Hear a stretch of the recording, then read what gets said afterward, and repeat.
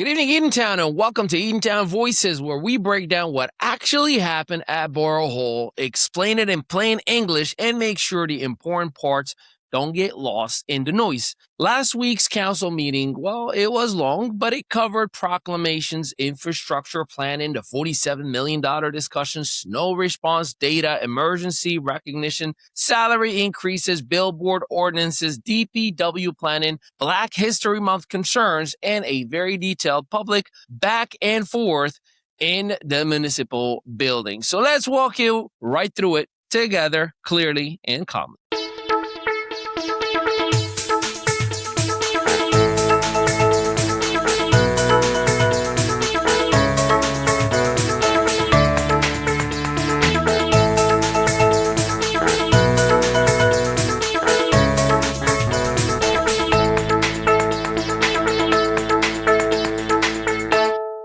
The council meeting began with proclamations. First up, Gamma Phi Delta Sorority Incorporated.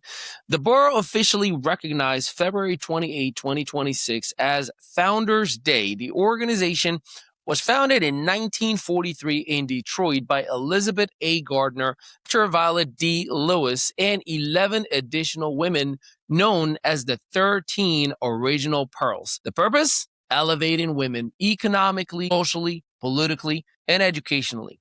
Councilwoman Danielle Jones shared that she is a proud member and explained something important. This organization is inclusive. Whether someone has an associate degree, trade certification, or business credentials, they are eligible. Then the borough recognized MS Awareness Week, acknowledging over 2.8 million people worldwide living with multiple sclerosis. International Women's Day, with a full reading of its global history and this year's theme, Give to Gain. So that was the tone that opened the meeting. Recognition and awareness. Let's talk about the DPW blizzard response and the numbers. During the snowstorm, 875 man-hours worked. 130 tons of salt used, streets plowed 3 times, salted twice, but here's the part that matters most. 2 DPW employees, Charles Jackson, Brandon Smith, while plowing during the storm, they saw a resident collapse while shoveling snow. They stopped, they jumped out, performed CPR in the snow, and continued until first aid arrived. That goes beyond job description. Council indicated they will be formally recognized at a future meeting. And I want to personally say thank you. Now, one of the most serious moments discussed during the meeting was the devastating house fire in 16 Elizabeth Parkway. Council President Virginia East shared that a family in town lost their home in the fire, along with their personal belongings and 3 of their cats. The family has temporarily relocated while they begin the long process of rebuilding their lives. During the discussion, the council took a moment to recognize the incredible response from Eatontown's emergency services. Councilwoman Candace Foss shared something personal. Her mother called her and said the house next door was on fire. She rushed there and described the scene as something out of a movie. The following departments were recognized: Eatontown Fire Department, Police Department, First Aid, Fire Police, OEM, CERT, dispatchers, fire prevention, fire marshals, construction and building officials. Mutual aid came from Little Silver, Oakhurst, and Ocean Township. And this is where I want to insert something important for me personally. As someone who cares deeply about this town, I want to extend our appreciation directly to Chief Teresa Healy from the Police Department, Chief Tanner Shea, Fire Department, Kenneth Sneath, DPW, Gary Cummins, First Aid, Billy Mingo, Office of Emergency Management, and every member of their respective teams. That level of coordination does not happen by accident. And now, we shift into the part everyone is watching. The mayor introduced a downtown improvement in infrastructure concept. Let me say this clearly. Nothing has been allocated from the $47 million unless council votes to allocate it. That was stated multiple times. The proposal discussed included the Wampum Spillway project, which has secured $3 million in federal funding, possible relocation of 70-year-old sewer lines, discussion of replacing a pump station, ADA sidewalk improvements near Veterans Plaza, paving municipal lots on Lewis Street, creating lighting downtown, possibly safety barriers along Route 35, a revived municipal facade program. Now, here's the accountability piece. No vote has been taken yet on allocating infrastructure funds toward the pump station or downtown paving. These are ideas under review pending engineering reports. This becomes important later when the municipal building debate starts. Then came Ordinance 4-2026, salary adjustments. A key concern was raised by Councilwoman Escalante. The tax levy cap is 2%. Some salary increases are 3%. The PBA contract is 3.5%. A request was made for something called an annual salary utilization report to monitor long-term sustainability. The mayor responded, "It doesn't sound like a bad idea."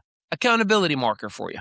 There is currently no formal annual salary utilization report. The ordinance passed unanimously. Let's talk billboard ordinances. So billboard regulations was carried to March pending legal and planning review.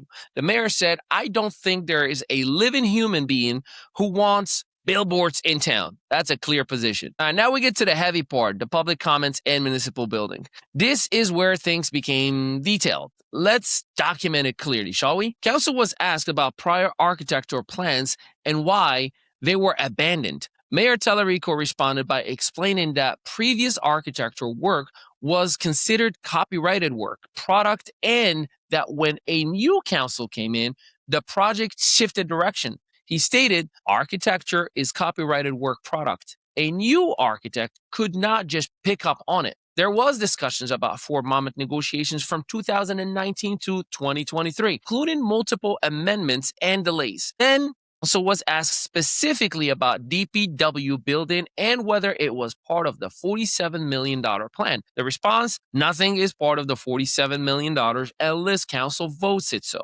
Councilwoman Faust explained the timeline clearly. December 2023, decision not to pursue Fort Monmouth. 2024, capital budget included funding to analyze DPW options. June 11, 2025, Board of Education land agreement finalized. And June 25th, funding approved for architect review. That's the timeline, and that's where we stand right now. A personal concern was raised that no formal Black History Month recognition was issued. I stated respectfully, there was a lot of disappointment that the borough did not do anything publicly on the social media accounts for Black History Month. Councilwoman Jones has responded, "Honestly, as a Black woman myself, I really wanted to do something." She explained the borough currently does not have a communication department and that PR funding is being considered. The mayor added that the borough intends to improve messaging and explore professional PR options. I just want to make sure you understand, every single person in council insisted on the importance of recognizing and doing something. There's no insinuation to otherwise. That exchange was calm, respectful, and honest. Now, this is the important part that I believe should be documented properly. Former councilman and business owner and resident of Eatontown, Kevin Gonzalez, has stated, "My concern is simply fiscal responsibility. It's not political." The mayor responded, "We have been unanimous. This is the very first time in 20 years over $1 million has been authorized in a bipartisan fashion." Kevin Gonzalez again replied, "My concern, Mayor, again, is that we do the right thing for the employees and the taxpayer with fiscal responsibility." The mayor acknowledged not a single person on this council does not want to do the right thing. That exchange matters because it shows disagreement in tone, but agreement in intent. One last resident has raised safety concern about nearly being struck on Route 35 due to lack of barrier protection. The mayor stated the borough will request decorative and functional safety barriers from the state, and we'll see what happens. Thereafter, meeting was adjourned to closed sessions. No public actions were taken. Here are my final thoughts. Eatontown. Here's what we do know. Infrastructure ideas are being discussed, not allocated, just ideas. Salary growth exceeds the levy cap. Monitoring has been suggested. DPW planning has a timeline, but nothing decided yet. Municipal building debate continues, but votes have been unanimous. Emergency services have performed at an exceptional level. Black History Month concerns were heard and are being addressed. This isn't about politics. It's about clarity, and clarity only happens when we document it correctly. This is Eatontown Voices. I'm Ali Madawi. Stay engaged and stay informed. I'll see you next time. Still marketing your business like it's the Yellow Pages era? Welcome to ME Studios, where local solopreneurs and small business owners catch up with the digital world and take over it. We help you go from invisible to undeniable. Featured on Spotify, iHeartRadio, Audible, Apple Podcasts, and Amazon Music. Plus, gain press exposure in over 100 to 300 major media outlets like Fox, ABC, CBS, NBC, and the CW. Right here in Eatontown, New Jersey, just steps away from the soon-to-be Netflix studios, our multi-unit facility is built for creators, entrepreneurs, and visionaries. Stop marketing like it's 1995. Start building your digital authority today with a team that gets it.